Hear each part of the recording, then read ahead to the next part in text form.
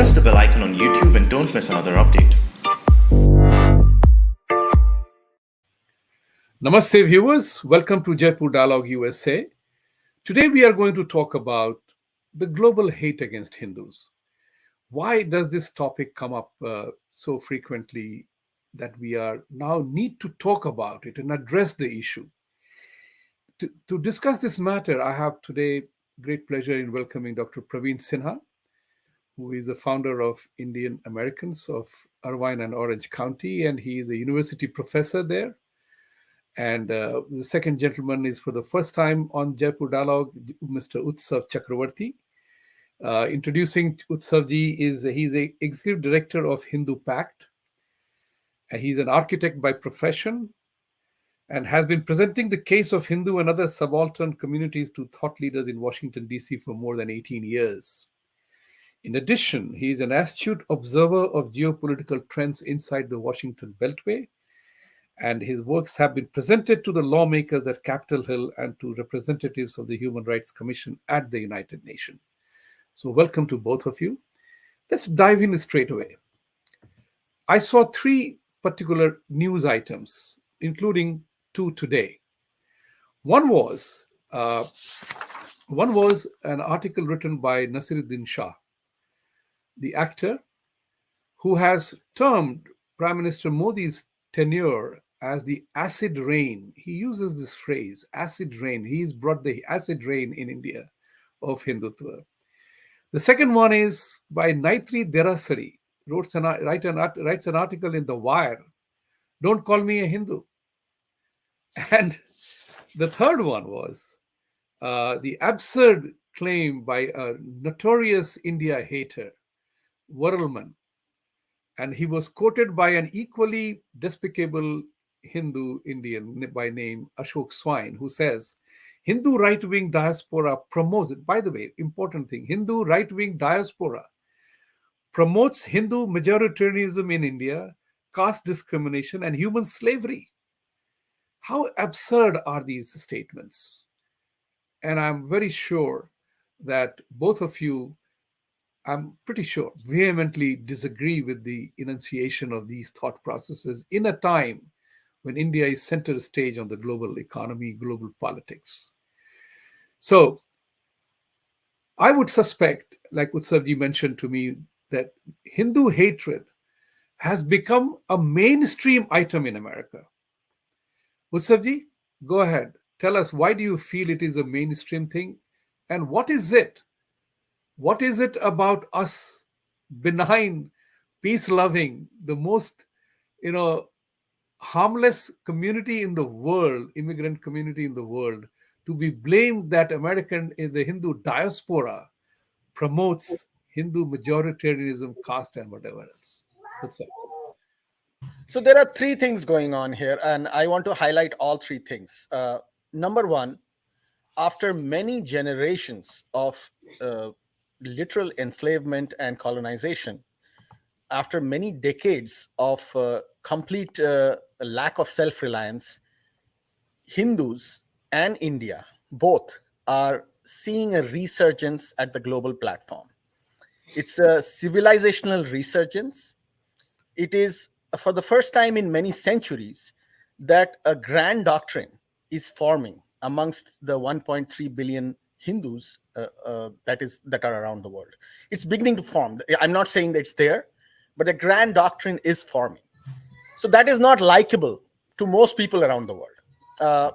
People who are in the competing forms of civilizational doctrines, people who have been hegemonic both geopolitically and theologically, none of these things are acceptable to them. They don't want 1.3 billion people to carve a space for themselves as a civilization and almost becoming an immortal civilization, because it's a continuation of thousands of years of civilizational memory.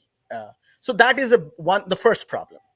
The second problem is that in countries like America and in many other Western countries, where there are democratic setups, there are semblances of equal opportunities, the Hindu diaspora community over the last many decades has carved a space for itself fairly enough through competition, through hard work, through their exposure to knowledge, and bring in the rest of the society's exposure to knowledge. So these things have worked in the favor of Hindu communities in the diaspora, and they have seen success. They have seen economic success, and they have seen a success of branding.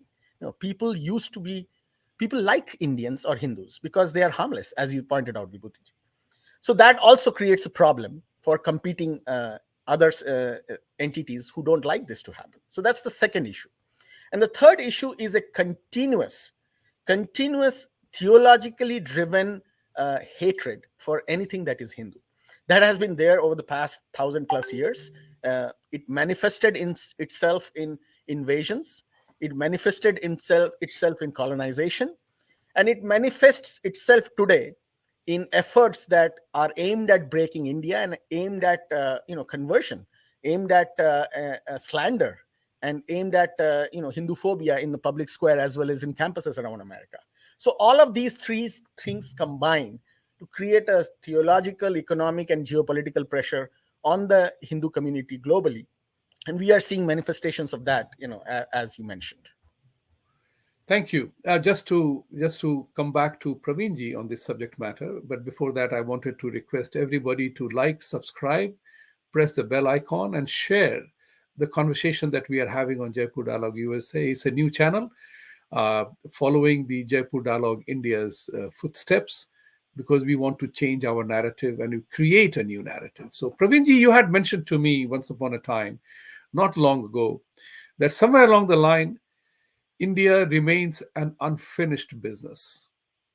Yesterday, I had tweeted this element too, and I got enormous serious responses from people who commented. More than 974 people liked the message, liked the thought, and more than 150 people offered their opinions why the hate against Hindus. And one of the things also came about was the fact that we are an unfinished business. It was very interesting to see, because you had talked about it a couple of weeks ago. Your thoughts? Why is India an unfinished business? And what is it about India that has survived the onslaughts, the barbarism of the invading cultures, traditions, and political setups? We have survived, and we are surviving. Your thoughts on that? Yeah, I stand behind that statement. India is an unfinished business of a lot of forces, and I think Utsav sort of alluded to them. And you can see the traces of that or evidence for that if you go back since partition and even before. How our history was written. It was primarily written as if there was no Hindu Rashtra or Hindu grand empires before. It's literally the whole history started with Mughals, and a little bit after that Britishers, and nothing else was there. That's what was taught in the textbook. So if you go back, the evidence of India being unfinished business is there all along. If you read about the discussions during partition time, there's a grab. If you listen to the speeches of Jinnah, he really had a grand plan, and he was content with what he had. That if I get my land, I will take care of the rest later. So, and if you look at the role of Christian missionaries after that, you realize that they were working silently and they knew what their agenda was. The only thing is that we were uneducated, miseducated, misdirected, and now that awareness is coming in. So, Utsav is absolutely right about the first part, that with this information age, more and more people are learning about it. Every day, literally, I'm telling you honestly, at this age, I'm learning new things, and I tell myself, no, this is not right. And then I dig more, and then say, it is right. I mean, it's just like unbelievable amount of information that was hidden from us, primarily with the purpose of making sure that Hindus basically hate their religion, do not think positively about themselves, glorify other religions, so that the Hindu identity never develops. I always take an example of the movie Diwar, in which there's a famous incident. Amitabh Bachchan was a criminal who was killed in the end, and they did very thing when he was young on his hand. They tattooed Mera Baap Chor Hai. Literally, that's how I felt has happened to Indians when we were growing up. We were basically told our civilization did not exist. We were nobody. Literally everything that happened good to India was Britishers' contribution. So that even if we don't uh, uh, even if we don't change right now, over time we will become, and that's why you see a lot of Indians are totally colonized. I think Rajiv Malhotra has used the word coolies, and you see plenty of Indian coolies in this country. There's no shortage. I spent some time talking to them, and I quickly find that this is another coolie. Literally ready to get rid of their civilizational values, and quick to adopt that that whatever is happening in the West is all good and right, not understanding historically how we fixed our problems compared to what the Western world has done. No understanding of the Western history, no understanding of Indian history. Go with the flow, whatever sells, we'll do it. So I agree with that statement that India is an unfinished business. And that is why the resistance that is coming from Hindus right now is being forcefully met by those same powers who see that as an unfinished business. Whether you look inside India, whether you look inside in the US, or you look anywhere in the world, the powers that are behind this the completing the finished business in India are very, very active, and that's why you see so much unrest in India. I'll talk about one thing more. I think we need to be very careful about this. Hatred is likely going to increase significantly in the US, and I'll talk about that a little bit later. But I think we need to be very, very careful. We need to understand what we are up against, and how our actions will shape how the others will behave towards us. So I'll stop here at this time. Okay, thank you. Coming to you, Utsavji, you are heading Hindu Pact, essentially, trying to set right the Hindu narrative. Now, when we hear these kind of, this is the time when Prime Minister Modi has definitely increased the presence of Hindus, Indians, and he has created an aura, a factual aura of restoring the faith. How do you react to this insidious attack by Nasiruddin Shah, who is a tin pot actor? I would put it that in that category, who calls it an acid rain. His coming as if he's bringing the acid rain. What is this so very critical? What must the Indian diaspora do? And then you have people who peddle a narrative that the Indian diaspora is doing Hindu majoritarianism. How will Hindu Pact respond to that? How must Hindus all over the world respond to that? That's a challenge. Yes, and thank you for asking that, Vibhuti ji. The first thing that we have to understand is to look behind the Nasiruddin Shahs and identify and expose those who are managing the narrative that Nasiruddin Shah is spouting out. Nasiruddin Shah is just the mouthpiece. There are many other influencers, I'm putting that in air quotes, mouthpieces like Nasiruddin Shah. For example, you mentioned the name of C.J. Verleman. If you just look back at what C.J. Verleman was doing 5 years ago, 8 years ago, you will understand that he's not just focused on India because he wants to talk about India, or he has read something about India, or he feels something about India. He is a professional disinformation warfare specialist. In 2014, C.J. Verleman was embedded with Jabhat al-Nusra, which is an Al-Qaeda front in Syria. He was fighting with the modern version of Al-Qaeda, the post-Osama bin Laden version of Al-Qaeda in Idlib, in Syria, and spouting disinformation on behalf of Muslim Brotherhood.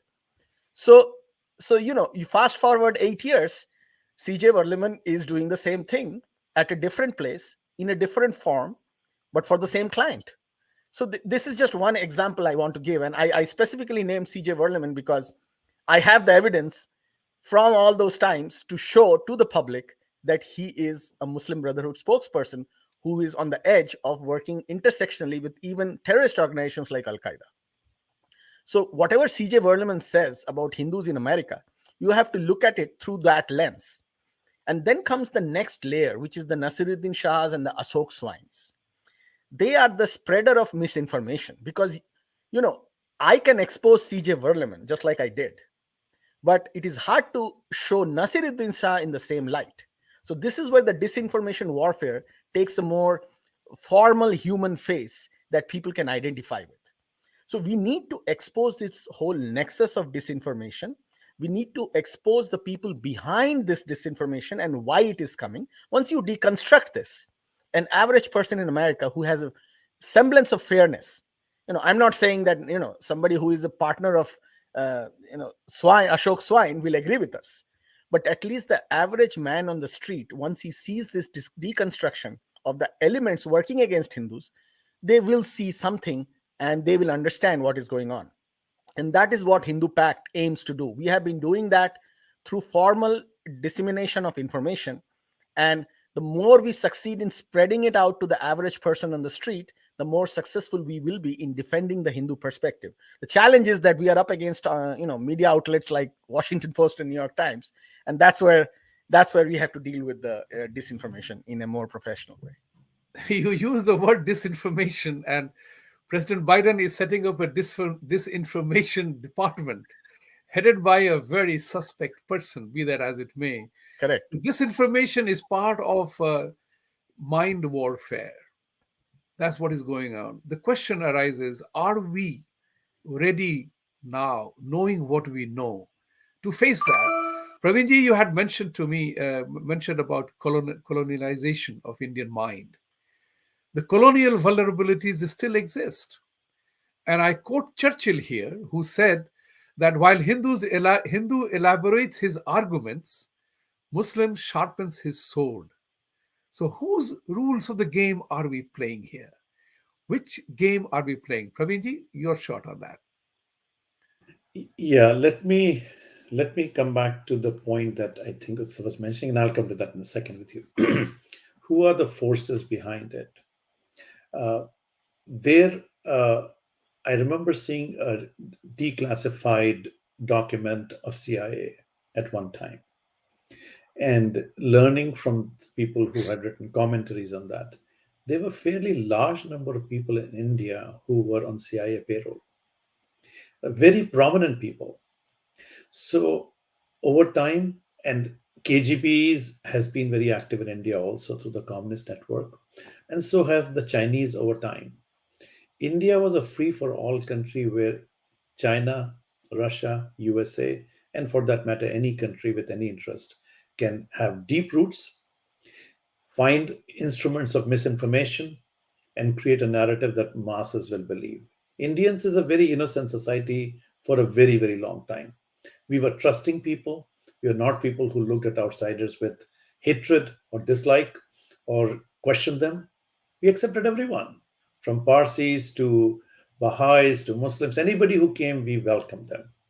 But now people are over time realizing. So coming back to this, Nasiruddin Shah and all that, I think Rajiv Malhotra has written a book about some of these Christian missionaries and how some of these organizations, which look like benign Indian organizations, have been really funded from external sources. I know Modi ji has put a lot of these NGOs out of business who were highly questionable for the right reason. But that is also one of the big reasons you see all this misinformation starting. People who are able to freely do things in India without any problem are finding it hard to conduct that nefarious business at this time. So if you have a business, Vibhuti, and somebody tries to decrease your revenue or cut your revenue stream or go after your profit motive, you will not be happy. These people are very unhappy. So we have to get grip of this, that these people who are systematically being pointed out, identified, and put out of business is going to lead to a lot of commotion. These people had a lot of power. Luti in Delhi was very powerful. Now they find that the power is all gone. You might have seen article after article, people being removed from the prime property in Delhi that they were living in for who knows 20, 30 years. So the power is changing. I think there's a famous dialogue in this movie, the Kashmir Files. The government can change, we still control the system. With this second term of Modi, that system is being changed. And that's where you're seeing the biggest commotion coming from. So I'm guaranteeing that this will increase. Violence will also increase in India. These people are not going to sit quietly. They will do anything and everything. And it is over time that I've recognized that how BJP government has been so restrained for a reason. They're creating a narrative of belligerence, of dominating a party which believes in Hindu superiority. And it's like, if somebody tells you that you are a crook and keep on attacking you, someday you might respond. And they're waiting for that to happen. I guarantee that before 2024 election, there will be a major riot in India. I can absolutely guarantee that. I'm willing to wager money on that because these people are not going to let it go. They have created a narrative. If that narrative does not come to fruition, they look like propagandists. They will make sure it happens. Shaheen Bagh, farmers movement, those are all effort in that direction, which through the restraint of the central government did not come out to be the way they wanted, despite what they did. So I think we need to bring these alternate reality, not alternate reality, there's reality facts out. As Utsav was saying, once the facts come out, people understand.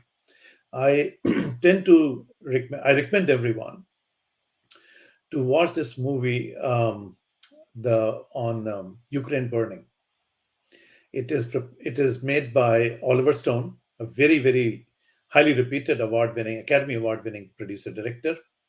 He has made a movie which has been banned on YouTube. It's available on Rumble. Please watch it. You will get a sense where Ukraine starts is not a benign thing. It was worked with the help of CIA for a very long time. And Ukraine has become what it is, not because of Russia trying to be just, trying to take over a tiny country next to it. No, there's a lot more to it. And that's why India has a very restrained position on that. So to make the long story short, I think there are a lot of forces acting within India whose lifeline has been cut. And these forces are working very vehemently to undo the changes that have come in the last 8 years. They don't see any hope in front of them, and that makes them more dangerous. If you see the hope, it's like, sinking ship. You will, in your last attempt to revival, you'll do anything. And I think that's what Congress party is doing. If you look at the actions of Rahul Gandhi and other Congress members, you sometimes wonder whether they are Indians or not, or these are just basically from some other country who are out to destabilize the country. So these factors are there, and we should all identify why they're coming from, why they're doing what they're doing. And unfortunately, we have failed to do that very well. And maybe it will require some more work because it's easy to accuse, difficult to establish. And I think that's what we are fighting for at this time. So I will, let me see. Yeah, I will not take too much time at this time, but I will stop at that. I think we need to understand that these forces against India are coordinated and they are not random at this time. But I'd like to come back to one more issue, maybe now or maybe later, is about what do we do or how we assess the environment in this country, USA, where we all live, and how the Hindu phobia is spreading here, and where we expect this to go in the months and years to come. Because I think that's my bigger concern. So far, whatever they have done has done damage. I would say significant damage, but it's salvageable. But if we do not correct our actions at this time, we may have more problems in the days to come within this country, which is even more troubling to me. That's very true, because we live here. We all three of us are in the United States, and we are looking at the concerted attack by vested groups of people in the media using dangerous words and spreading it. So, Utsavji, Hindu Pact has a big task on hand because media is again very important. You talked about that. Any messaging that happens has to be carried forward through a media. YouTube can stop us tomorrow based on supposed Islamophobia thing that we are talking about, but we are trying to articulate a point of view. Why us? Why this group of people? Why is our success our cause of being, is our success a cause of our downfall, or being centered as an attack? This is very important. So how does the media narrative happen? How will Hindu Pact manage that narrative with the Washington Post, New York Times, who are on an incessant barrage of attacks on things Hindu, things India, as if we are the real cause of all evil around the world today? That's a very good question, Vibhuti, and the onus lies on us. And one of the things, as I said, we are doing with Hindu Pact is to build partnerships with those who are willing to understand our point of view. That's the first part we have to do. And more importantly, to build strong understanding within our own community. If our community doesn't come out and understand what the issues are, then we will not be able to address the disinformation that's out there. So, just to give you an example, when the Ilhan Omar Islamophobia Bill was passed by the House and it reached the Senate, most Hindu organizations in America were afraid to talk about it because, inadvertently, through the language of what the Islamophobia Bill had passed in the House, the Jewish American community was accommodated because there was a special language included so that the Jewish American community as well as Israeli community in Israel won't be able to get targeted by it. So our community was very hesitant to come out and speak against it, knowing fully well that Islamophobia bill, if it passes the Senate, would be targeting Hindus around the world, would be targeting brave voices within Islamic countries who stand against radical Islamism and stand in favor of the rights of the women and LGBTQ community. Nobody came up. We took a position.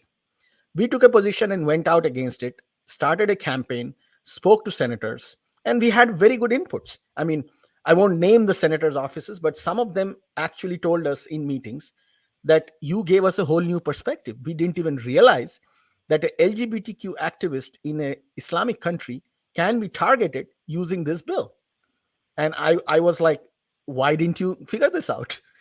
So there is a lack of information here.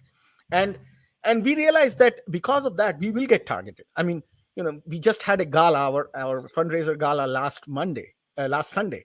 And there were 4 speakers. And all 4 of those speakers were publicly targeted, including a Muslim American speaker. She was publicly targeted. Her Facebook was being targeted because she just dared to stand with us and speak. She didn't say anything against anybody, but she was just coming on our platform and talking about being herself. So that is the level of hatred that we are facing, and we will continue to face that. We know that. Our response is we speak on facts. Whatever we do, we back it up with honest, factual information.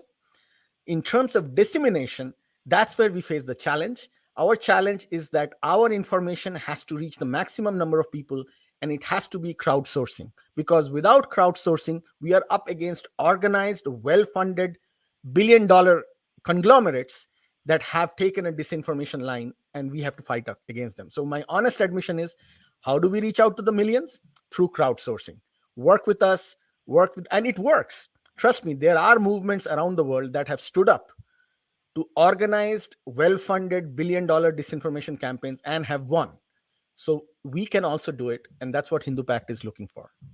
Wonderful. Glad. And I was there at the Hindu Pact Gala, so I was a mute witness, but I really enjoyed it. I particularly liked the way Vivek Ramaswamy presented the 4 points that he did. So that was very, very powerful. And I would publicly request you to introduce me to Vivek so that we can have more conversation on wokeism, which book he's there on Fox channel. He's very popular, very big. And I would want him to come to reach out to the Indian audiences as well, because through our channel with more than 600,000 subscribers on Jaipur Dialogue and over 12,000 here, we can definitely talk about it more. But I will pick up a few comments made by one of Rishi Srivastav. He said, and this is directed to you, Praveen, is that why are Indian diaspora so ignorant and self-centered about growing anti-Hindu, and they vote for Pramila Jayapal or Ro Khanna, who are pro-Islamist and funded by Pakistani businessmen? This is something which is really bothersome, because these people are totally anti-Hindu, anti-India because of hatred for Modi, or the fact they belong to the category of Nasiruddin Shah, who believe that he is bringing acid rain. Your thoughts on that? How do we address them? How do we contest that part of it? I will say one thing is that, and it's going to be very controversial. A lot of people will not like it, but I'll say it anyway. If you look at the immigration of Indians to USA, it is a selective absorption. There are people who came here for opportunities and for financial well-being, which is absolutely fine. But for some, it has gone way beyond that. that the actions that they take within USA, their career, their business well-being is more important than the truth or what happens to India. Ro Khanna, who claims to be a Hindu, is sold to he's a member of the Pakistan Pact, Pakistan Caucus. lobby, in Pakistan caucus. Yes. Of all the people in the Congress, he was the loudest critic of India on Ukraine position. He became a laughing stock. Actually, I even tweeted on that. But it is because it sells. He's a congressman. He needs money. He gets funding, and that is the unfortunate story of a lot of Indians in this country, that they sell themselves. If it is going to work for them, it is in their financial best interest. They're fools who will fight for India. Let them fight. I care for my own bottom line. So the incentive alignment is not there. The incentives are aligned to act anti-India, and those billion-dollar lobbies that was mentioned about are very good at exploiting it. They will reach out to Indian community, and they will work out in a way that they will be on their side. And I think Pramila Jaipal and Ro Khanna and there are a few others are pretty much prime examples of that. They get funding from these sources. So that's a short answer to that. But I want to come back to one quick thing about Utsav, what Utsav said. I slightly disagree with you on that. When the Islamophobia bill came, people were, masses were concerned. I read the whole bill, and after reading the bill, I even commented and wrote on that. It was geared mostly towards India and China. It was actually India more than anything else. First country identified in the bill was India, growing fake narrative of Islamophobia in India. And of course, China doesn't give a damn about anything. They do what they want to do. They have got full support from all these groups. So it was pretty much targeted towards India. And Utsav is right on the sense that our Hindu groups shied away. They did not say, no, this is wrong. They did not, they were more concerned about appearing Islamophobic rather than pointing out that this is Hindu-phobic. And so I think masses are learning about it. There's a lot of frustration in the US about Hindu interests not being fully represented. I know Hindu Pact is doing a lot of things, but the only thing I would say is let Hindu Pact grow. We need more organizations with more money to be able to do things effectively. What we are is a very small set of warriors in front of a very large army. And there's no way we will win unless we find a smart way to fight. And information dissemination is a very big part of it. So, that is my point on what you mentioned earlier. But let me talk to Vivek Ramaswamy question about wokeism. And I'm going to take a little bit of time on this, so let me bear with me a little bit. In the last 2 years, a tsunami of changes have taken place in this country, which have exposed a lot of things. And there is a lot of discontent with the way country stands at this time. I think the precipitating event was the killing of George Floyd in Minneapolis, which led to riots all over the country. You all may remember the Black Lives Matter movement. Yeah. And soon after that, so that was, I would say, the social part of it, the social turbulence. And the second was COVID, which basically had economic implications as well. These two big events have led to a very, very drastic change in the American society in not one way, but in so many different ways.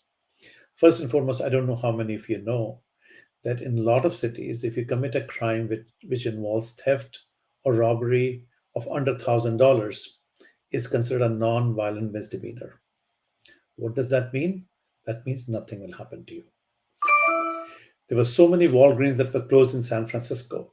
Why? Because people will come and steal and take away things. The guards will not even approach them. I think there are about over 20 Walgreens or around that number, 17 to 27 that number, which have closed. And this has spread all over. In a city where I live, which is Irvine, which was ranked as the safest city, we had a whole shopping complex that was robbed at 3 o'clock in the night.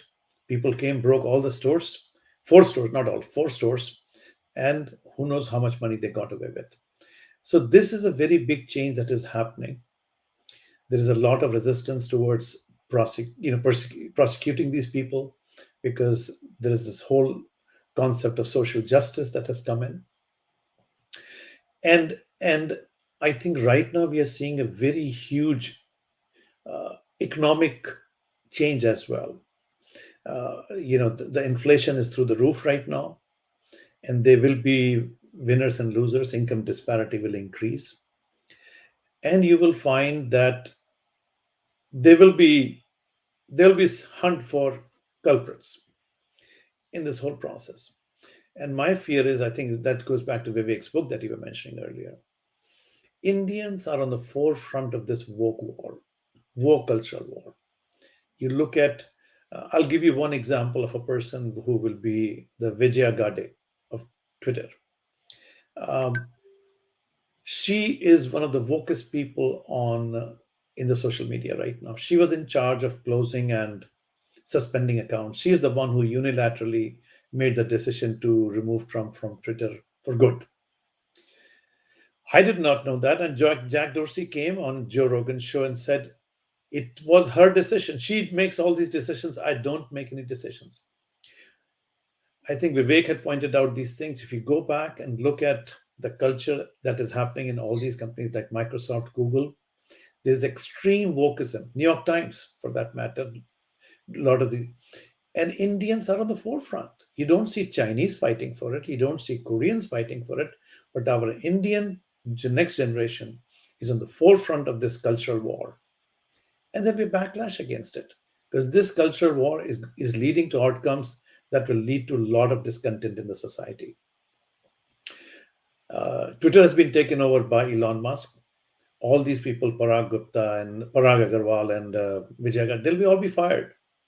I have my biggest fear that if he reveals those files, you'll see what their thinking was.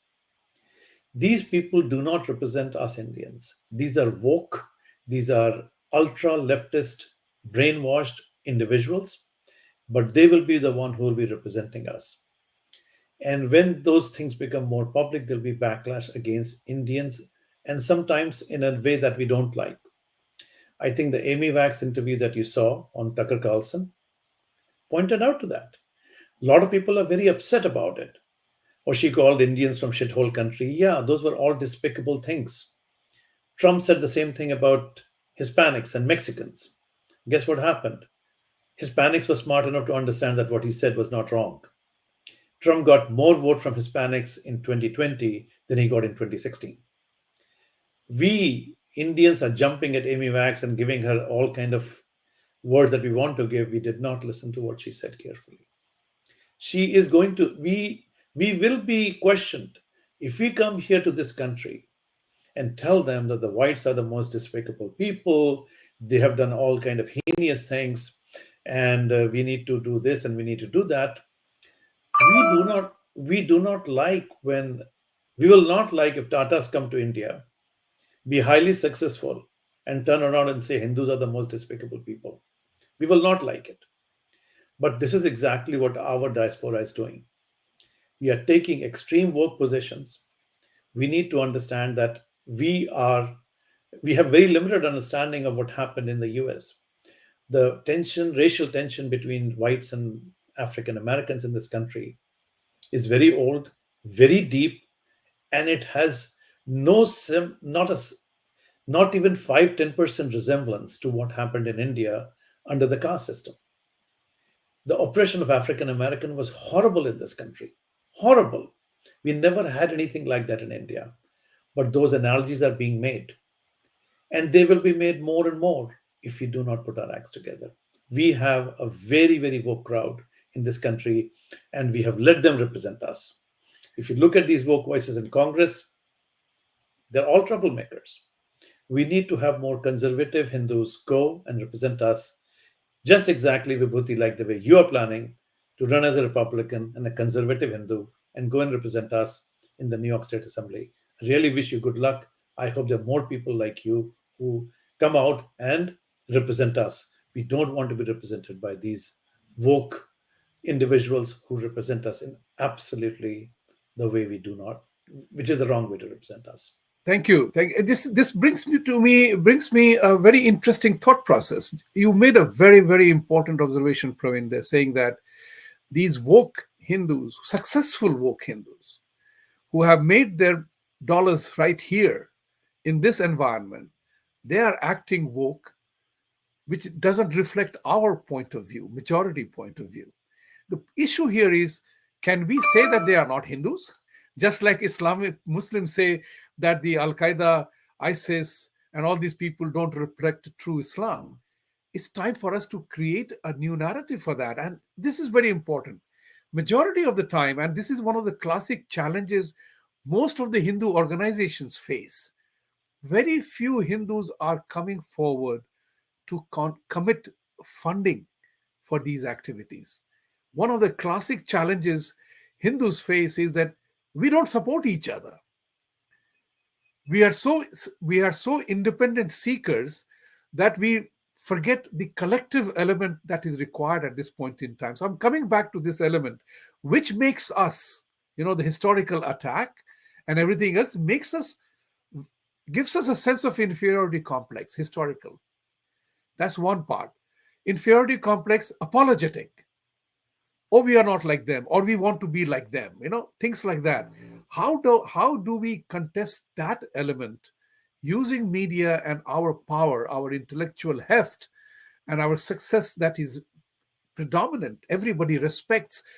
Let me not use the word respect. Everybody likes our success. But do we need to do more? Where will the collective element come together for us that we are facing an existential threat? If I may say something. Yes. I'm asking you first on this. Okay, thank you. That's a very good point you made. We do not, but the whole problem that you pointed out. You pointed out two problems here: the problem of not knowing enough about yourself and leading you to be trying to match up to somebody else's expectations through their lens. That's what actually Dr. Praveen was talking about. The generation, the next generation of successful Hindu Americans who are CEOs and CTOs of billion-dollar companies, and they may have made success in front of their, in front of the people who are shareholders in the company through their skills, through their intellect, through their brains. But they always lacked the education to be included in the grand narrative of being a Hindu.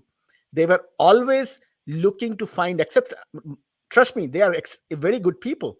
They are wonderfully successful people in terms of their skill sets. And that's why they are where they are. But skill sets don't make strategy. Skill sets lead you to operational success. I'm using war terminologies here. A skilled warrior will be tactically and operationally successful, but may not be able to win the war because he will never fit into the strategic narratives. You have to have somebody who provides that grand strategic narrative, and that's where we are lacking. We may have Vijaya Gadde do whatever she's doing, but it's not her fault. She never had that grand narrative where she could be herself a proud Hindu. So she's trying to, right now being woke is popular, so she's being woke. Tomorrow something else will be popular and she will be that. And somebody else will be in that place doing exactly somebody else's job. So that's the bigger issue that we have to deal with. And we as Hindus have been working towards it. In India, it is changing. As I started off by saying, there is beginning to be a grand narrative in India. Now, you can see that in India's foreign policy positions recently. Yes. The foreign minister of India could not have been more clearer in presenting that. And again, I move back and forth between social and geopolitical context, but it is important for us to look at it that way. Coming back to America, we have to build the next generation of Hindu Americans with a grand civilizational narrative. Then they will have the confidence to be themselves. Because mind you, even though right now we are liking something that is Republican, we like some things that conservatives are doing, we don't like something that liberals are doing, and vice versa. There are Hindus who will disagree with us. But in the grand scheme of things, we have to be the people providing the narrative that we want to be out there. And once that happens, both Republicans and Democrats would come to us for being part of our grand narrative. And that is what I have to say this. For a long period of time, Jewish Americans didn't have that. but they eventually built it. And to some extent, they succeeded. It might be eroding at this point of time because somebody else is actually building a grander narrative that they are not able to deal with. And that's a different conversation of how Muslim Brotherhood works and all those things. But to look back at us, we have to form that grand narrative for the next generation of American Hindus, because the Vivek Ramaswamis are going to keep multiplying. We will have younger and younger Hindus born and brought up in this country, becoming leaders, becoming forces of power and influence. And it is important that they have it. Otherwise, we'll have Pramila Jaipals and Ro Khannas. That's a very important statement you made, the grand narrative. What must be, Praveenji, I'm coming to you with this question. What must be India's and Hindus' grand narrative? Because most of us Hindus don't even know our texts. We don't even know what Sanatan Dharma applies for. Misapplication of our beautiful concept, Atithi Devo Bhava, Vasudhaiva Kutumbakam, is not carried forward. It's not even applied properly. So if we are ourselves not aware of our own identity, that's one of the questions that comes about, that we, by virtue of our being who we are automatically secular. We are automatically secular. Is the stamping of secularism made India a weak, Hindus weak? Can we survive without a Hindu nation? Can we proudly say that, just as Islamic Republic and whatever is there, can we survive in this atmosphere without calling ourselves as a proud Hindu? Can we be a country of Hindu nation or not? Politically wise, politically foolish. Where will that identity development happen? How must that happen? Okay. I'll start with Kabir Das. I think Kabir Das or Rahim Das Doha, which I vaguely remember now. I'll put all my memory into place to try to recite it. Jaka Guru Andhra, Chela Nira Nirant, Andhe Avai Peliye Milke Koop Parant. Which simply means that when your teacher, Guru, is blind, and you follow your Guru who's absolutely blind, what will happen? You'll both end up in a dry well, because he will lead you towards hell. I think the point that Utsav was raising earlier about how to educate the people who will be taking prominent positions in American corporations and all that. I think the problem is, he's right on that, absolutely. People like Vijaya Gade are totally illiterate. They don't understand what their dharmic values are. They do not know much about Sanatan Dharma because their parents don't know it. And I think we are dealing with the third generation of totally illiterate Hindus. And I'm so glad, and I think that was a good example that you gave, which I was wanted to talk as well, how India has maintained a very firm and a very justifiable position in the middle of this war, in which both the parties try to pull them, the war between Ukraine and Russia. India has basically stood on moral grounds that we are against aggression, but we are not going to basically jump into this one way or the other. That will be a very long conversation to go through. But so I think there is a need for inculcating dharmic values. Most of the parents think that if we send them to some Hindu school in a temple, the job is done. Frankly, most people in the temple don't know what to teach. That the most they'll teach you fragmented elements from Gita and this and that, and then you think you're done. And the children come out as confused as they were when they went there. They may remember a few dohas like the way I mentioned, but they really don't have a better sense of what Hinduism was all about. I mean, I can just point out few, and I think maybe there's a need to develop curriculum and have these things be more widely publicized. I mean, in our culture, we believe in respect. We don't believe in tolerance. A concept that you hear very frequently: we tolerate. No, we don't tolerate. We respect you. We respect you regardless of what you are. It's the tolerance that they are aiming for is a result that they were highly, highly intolerant and committed so much crime against the minorities in their country. We never did that in India. When I see the comparison of slavery or the treatment of blacks in the USA with the treatment of Dalits in India, it's just like mind-boggling. It's totally, totally mind-boggling. There is no parallel whatsoever. So we need to talk about these things. Second is, in India, people, as per our dharmic values, we believe in responsibilities, not rights. You have to do the dharmic thing. You need to understand what your responsibilities in the society are, not simply this is my right. We are seekers of truth. We are not basically one of those people who come up with a fake narrative or a cooked up narrative and everybody jumps to it. That is the reason our CEOs, our next generation is jumping to whatever is the next fad and trying to capitalize on it rather than understanding themselves what are the values with which their dharma teaches them and where they come from. They have zero idea. But I'm glad that the Modi government, BJP, Dr. Jaishankar, they are bringing out what Modi did during pandemic, what Indian government did during pandemic was a clear illustration. India gave out so much vaccine all over the world for free. When Bill Gates was talking about not giving anything to India, when millions of people were dying, Indians did the right thing.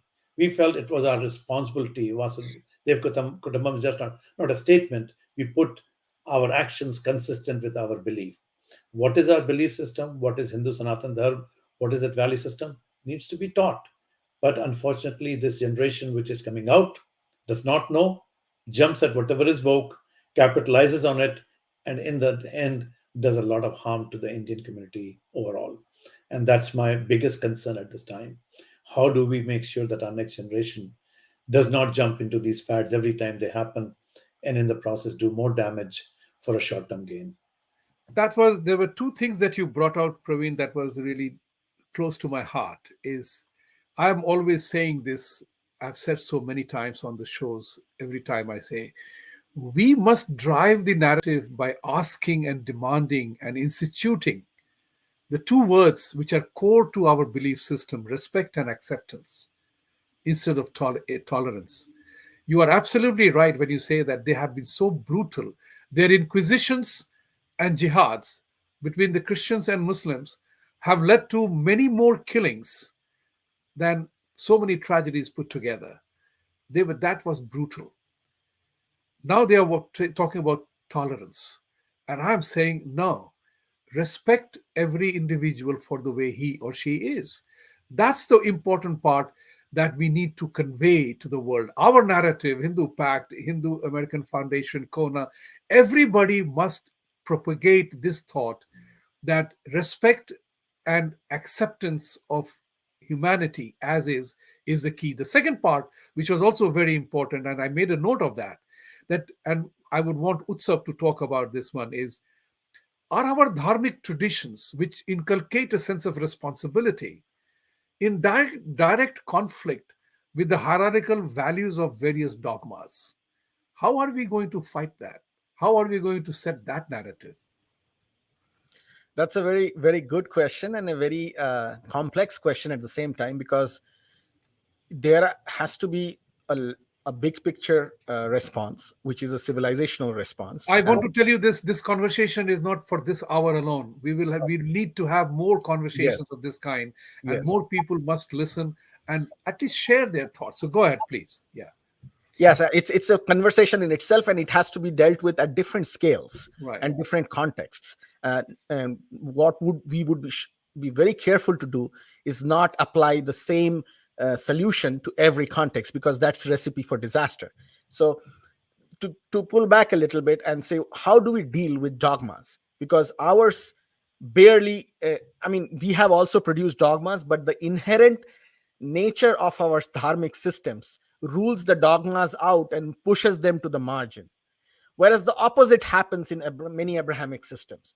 They embrace dogmas because the inherent architecture of their systems embraces dogma, and it's easy to go to dogma. Rationality very quickly goes out of the door.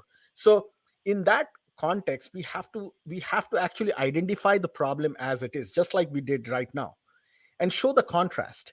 Unless people see the contrast, people will not know which is better, or they won't even know what to compare with.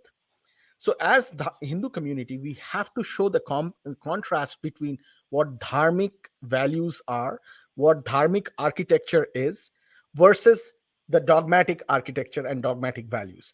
And that itself is a task that we have to propagate throughout the world, so that there is an option for people to look at. And people with open minds will be thinking about both the options and not just one. That itself will open up a bigger conversation. And that bigger conversation can then be addressed locally. For example, in the American context, what is the role of Hindu American community? What has been the historical role of Hindu Dharma in framing the minds of our founding fathers? Most American Hindus don't even know that in the beginning itself, when America was being founded, there were strong influences of our religious scriptures and our theology on many of our founding fathers. We don't know about it. We don't talk about it. That's why we don't have the confidence. That's why we want to be the Vijay Gaddes of the world, want to be wokes, because they want to fit into somebody else's narrative. So that is the big starting point. Now, every geographical location around the world needs a localized presentation of our dharmic narrative, of our dharmic architecture, and then we go from there.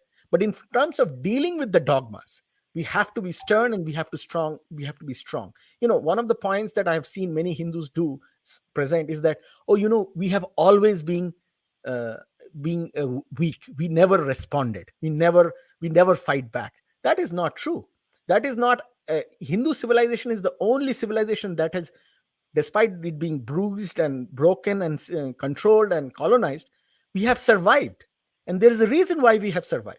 And we have to look into those reasons, learn from them, and apply them in modern context and see how we fight back against dogmas. I mean, for every Hindu who failed to win against Islamic tsunami in northwestern India, there is a Bappa Rawal, there is a Lalitaditya Muktipid who predicted, the Abbasids are coming, let's go and conquer Tashkent, which is what Lalitaditya did. We never talk about them. We don't even discuss them. We never discuss what Pulkeshin II did in the Arabian Sea, and how the Umayyad Caliphate's navies were defeated before they could even reach the shores of India. So there are historical narratives that we have to learn and share and talk about, and then we will be in a position to deal with the dogmas and in a more compact and in a more tangible manner. Thank you. There is a new acronym designed by somebody. His name is Amod. He puts the word swine and he says successful woke Indian elite. I think that's a very apt description of things to come about. So switching to the next. Can I quickly just answer one part on this one? Okay, we have 3 minutes more to go. Okay. We will take a few minutes extra. I'll quickly finish. I think if you do not define yourself, others will define you. Yes. Which is exactly what is happening right now. I'll just give two examples, one happening, one which might happen. If you look at the caste issue, which is spreading all over like fire in this country right now, it's all based on misinformation, absolute misinformation. And guess what? They were so successful that a lot of prominent African Americans have been sold the notion that the fight of Dalits is the same as the fight of African Americans. When the fact of the matter is, there is not even a semblance of between the two of them. Literally, they are so different. And we need to bring this out, that what happened to you never happened in Indian society to anyone. How can somebody say? And we are talking about thousands of years it never happened, when things were a lot more uncivil and in this country or in the Western world. We never did that. Second thing, I'll give a very simple example. We talk about LGBTQ persecution in this country. It's very true. They have been under different parts of the world here. Nobody ever talks about how LGBTQ survived so well in India. And I'm telling you, if you don't talk about it, somebody will tell that story, and will tell that story in the most heinous fashion and present a narrative that LGBTQ have been the most persecuted people in India, when the fact of the matter is those communities thrived in India. I was asking to one of my mother-in-law, actually, only some time back, how did the LGBTQ community come about? They live in their own world. In India, the LGBTQs live together. And they create a non-threatening environment for themselves. We need to talk about these things, how India has historically dealt with these things so successfully, which the Western world has done nothing but killed, and killed. So I think we need to be careful about bringing out our stories, because if we don't do that, there are plenty of people who write the stories for us, and then we'll be wondering what happened. Absolutely correct. This is I'm so happy that you made a statement that if we don't define ourselves, others create our own narrative. Is something I have been saying for last so many years. So thank you, Praveen, for saying so. I want to thank you for referring to my candidature, and I that people like me should represent in the U.S. Political system. Thank you very much. So I will seek all your support, and going forward in that matter. But in the last minute that we have here, I also wanted to touch upon where do we go from here? And I urge people, my urging is about on a couple of fronts. One of them is begin to demand reciprocity. It's very important. People use democratic principles to bludgeon us, and we surrender. That's one thing which bothers me. Then when people talk about the narrative that, oh, millions were killed, millions of Hindus were killed here, millions of Hindus were killed there, my question is, why the hell did we let it happen? That's one. And we still continue that part of it. Still, OIC makes the statement कि 15 minute police को हटा दो, हम सबका सफाया कर देंगे. It's not happening, going to happen anymore. I think Hindus are awakened to that fact. Number two is that we have ourselves not studied our own texts. We are not even aware of Bhagavad Gita. The lessons of Bhagavad Gita, Ramayana, Mahabharata, life lessons are right out there. All our Devi Devtas are also carrying Shastra. And we became totally, peace-loving and don't take up weapons at all. That's what is important for us to do. So give in 30 seconds, which is the beginning point that we must start our movement to survive and to prosper. Utsav, you first. I think the movement has started. I think the challenge is to spread, to share, and to educate, and then succeed.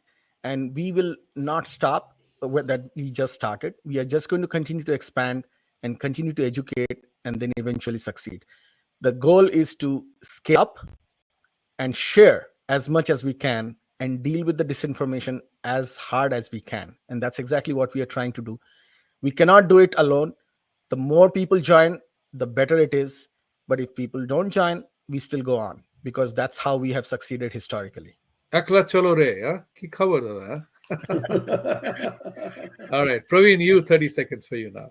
I think Utsav has summed it up. Beginning point. Where do we take it off? That's all I want to know. Where do we go? What do we need to do? Yes. I think, okay, I'll quick, because the time is short. I'll say in USA, we should ask this question: who are the Indians representing us? That is the first question we should ask. And if we don't like it, we must change it. So I'll end the thing by simply saying, please support Vibhuti Jha for his bid for New York Assembly. No, I'm serious about that. I think we need people like you to represent us. Just look at when you ask anybody about Indian leaders, what names come to your mind? Sundar Pichai, now Vijay Gade, Rokhanna, Pramila Jaipal. These are either totally misinformed, uneducated wokes. That's all they are. Or politicians who are basically self-serving themselves. This has to come to an end. We have to bring out people who will represent us, our values. So I hope that there are more people who are listening who will think about running for elections, and those who are in prominent positions in the industry will start to learn a little bit more about their culture before they start preaching to the rest of the world. Thank you. Thank you. As we end the program, I've been requesting the console that I came across Robert Spencer putting out a tweet, and I wanted to give him credit for the quote. So Robert Spencer said that Hindus are threatened by jihadis' mainstreaming of terrorism, and left's alliance must recall Krishna's advice to Arjun. Do not behave like a coward, Arjun, acting in this weak and faint-hearted way. Instead, O mighty warrior, arise and stand firm in battle. The battle of all free people must face together, responding to lies with truth, no matter what the risk, no matter what the difficulty, no matter what the cost, and standing for justice amid the world's irrational embrace of hatred and injustice. That's a call. Thank you, Robert, for pointing that out, quoting Bhagavad Gita, chapter 2, slok 3. the famous Clevium thing. So I want to say that thank you very much for being here today, both of you.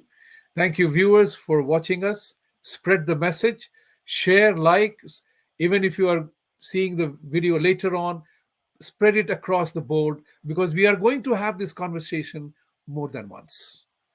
Thank you very much. Happy Mother's Day, as we say it in America today.